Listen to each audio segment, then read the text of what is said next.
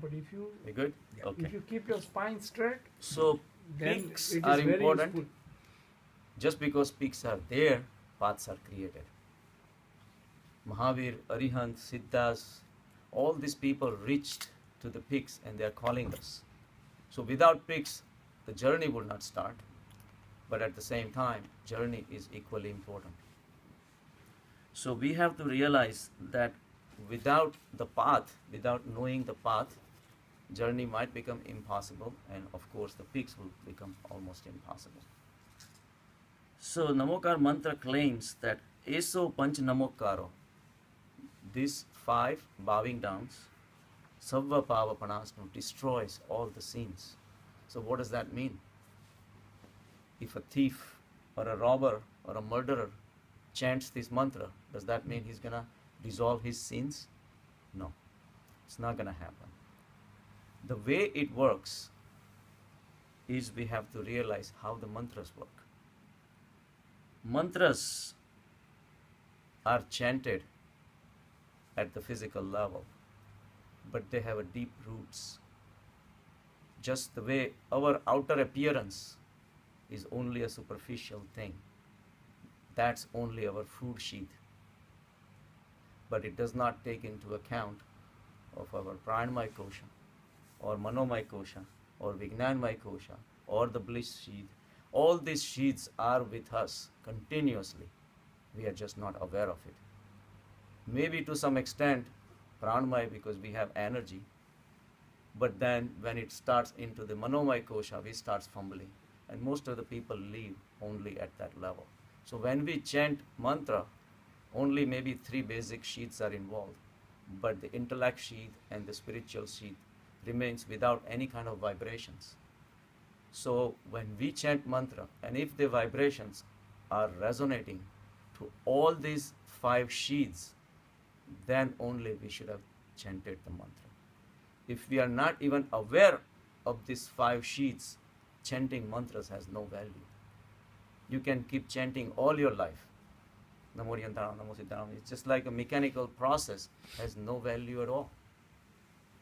But the process that we're gonna go through, and that's through meditation, if we become aware of our all 5 sheaths, you will see the qualitative difference between chanting a mantra and reverberating throughout your 5 sheaths. The feeling you will get at the end will be 100% difference. So that's how we're gonna look into the mantras, how Namokar mantra destroys your sins. So just the way we commit, before we commit a crime, our whole internal atmosphere, the milieu, is filled with sinful thoughts. Action will not happen if you don't have thoughts going in that direction of committing a sin. And the thoughts will not be there without your vrittis and vasanas and your desires. So all our internal sheaths are corrupted. Vijnanmaya kosha is corrupted because our intellectually we are thinking that our desire is towards the sansar. We want this from sansar, we want that from sansar. So with the polluted Vijnanmaya kosha, your manomaya kosha is going to be polluted, and of course your actions will be polluted. So just the way the sins are not committed only at the physical level, it's also committed, it's almost at the spiritual level. And when we realize all these things, internal cleansing is called for an order, that we have to think about internal cleansing. If we want to change our actions, then we have to address 5 sheaths. For that, Namokar mantra helps you. But we have disconnect. Our actions are going somewhere, our manomaya kosha is somewhere else, and our intellect sheath is somewhere else. There is continuous disconnect. We want something, we do something else, we speak something, we want to show off something else in the world. We have continuous process for which manomaya kosha is totally fumbled, it's poisoned beyond limits. Because we want something that the whole world wants, and there is a competition. So we are continuously in the process of running all the time. So cleansing can happen at the bhav level. The bhavs are located at a very, very high level, at the intellect level. When the bhav changes, vichar, the manomaya kosha changes. And vichar changes, and then your bhav, vichar, and kriya. All those things will be straightened out. So bhav is at that level, we want to chant the mantra. So when you say Namokar, Namokar is naman, bowing down, surrendering yourself. Just by lying down on the floor doing sastang danvat has no value if it does not coincide with all the 5 sheaths that you're carrying with you all the time. Bowing down has to happen at the mind level, at the intellect level, and at the spiritual level. So, Naman is samarpan, it's total devotion, and not just the words. So you have to inundate your psyche with that bhav of bowing down. What's the meaning of inundate? Saturate, like just how the heavy rains come, inundates, floods everything.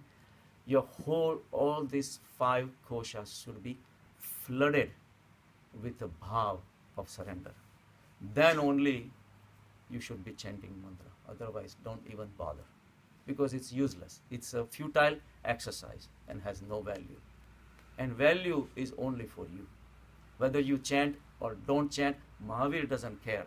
Arihants don't care. It is chanting is for us. So when we bow down, who benefits?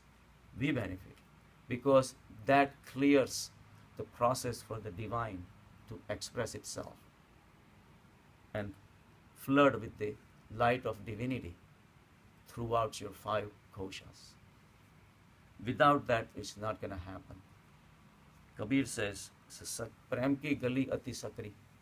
It's a very narrow path.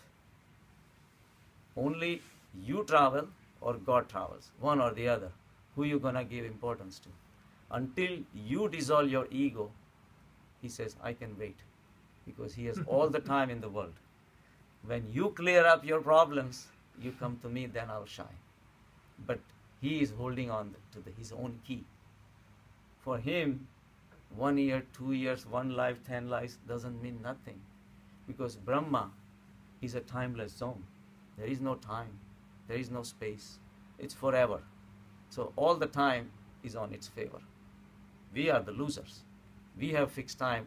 At this level, we have very fixed time.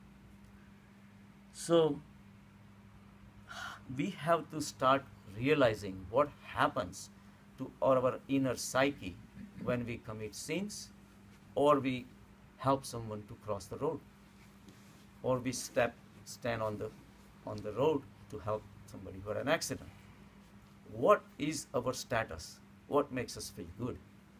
What do we get in return of our efforts, whether we commit the sin? So all this power of observation should be coming in 24/7. And ultimate goal is the Mangal. The Mangal. Ultimate goal is? Mangal. Whatever we're doing is a Mangal. Mangal is pure, is divine, absolutely pure. At that level, we have peace. If that peace comes within you and you situate yourself at the Hariyant level, who benefits the most? Sure, your spouse will benefit, your children will benefit, everybody will, your employees will benefit, everybody will benefit, but the most benefit goes to you, because you walking around with that peace 24/7. It's a good bargain. So, Namokar mantra. And freedom. Right. The Namokar mantra purifies. It purifies your inner atmosphere and the electromagnetic field that's around you, and creates an atmosphere of purity. The divinity that is within you is going to express not only through your 5 sheets, but all the people around you is going to feel it. Whether they feel it or not, that's not your concern. Your concern is your 5 sheets. So almost these 5 sheaths would be purified. So Namokar mantra, when it starts resonating through your 5 sheaths, it becomes almost like a shield. Once you are in a Mangal Bhav of divinity, how are you gonna commit a sin? It's almost like a prevention. You're preventing a sin from happening. Nobody had dissected sins in such a great detail, over all these years, like Mahavir did. Because everything has an origin, like Buddha did, like Krishna did, like Rama did. All these great souls, they realized that actions are superficial. What we see outside is nothing.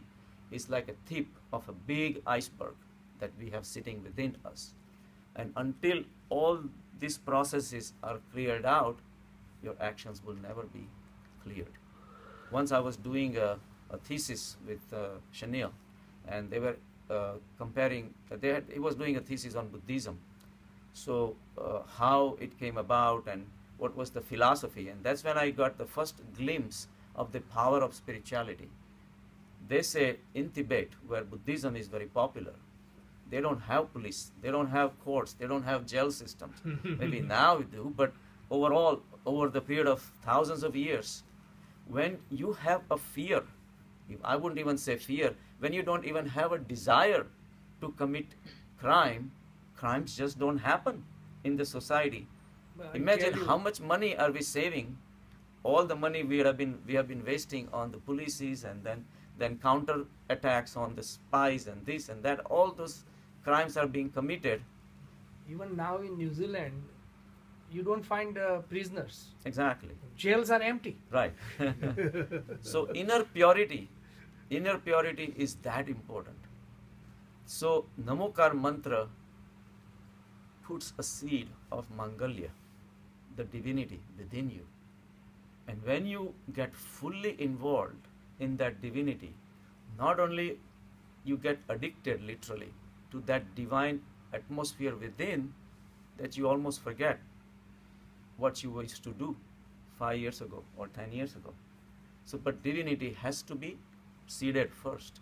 So Namokar mantra puts that seed of bhav, of Mangalya within you. And in chanting the mantra with that bhav continuously purifies your atmosphere. But it has to be done with full awareness. The stress is not that much on the chanting part, but it's on the bhav part. Again, going within is more important. Chanting is at the physical level. So, Namokar to Arihant. What is Arihant? Arihant is the one whose all the enemies are destroyed. Now, you have to realize that all the 24 Tirthankars of Jainas were Kshatriyas. They were princes. They were of the prince orders. They were all princes. They had fought a lot of battles and had killed a lot of people. So, Kshatriya was built into them. So, their language was always of Kshatriya. Even like we said, Pratikraman versus Atikraman. Atikraman is the attack, but the same technique. Somebody who has not perfected the attack, that zeal, that excitement, that energy of attacking and reaching the goal, if you apply that going within, will come in very handy. If you think that you're just going to cross your legs down, sit down in meditation, and God is just going to put the divinity on your lap, it's not going to happen. Lot of efforts are needed. Lot of sadhana is needed. Things don't happen overnight. So Arihant, you will appreciate only when you start that journey and you go through that process, how difficult it is to even remove a single thought. Thoughts are created because of your desires. Thoughts are created because you want to perform something in the world. Thoughts are created because you want to achieve something in the world. Thoughts are created because you want to show off, you want to reach at some stage in life, or money, or sex, or drugs, or alcohol, or women, whatever. Whatever you want to achieve, the thoughts are needed for the actions. But everything is directed outside. how are you gonna go within? Because your mind has been continuously occupied of thinking, performing an action, and getting the goals. That's it. It has not known anything else. All of a sudden, you say become a non-doer. How are you gonna become non-doer?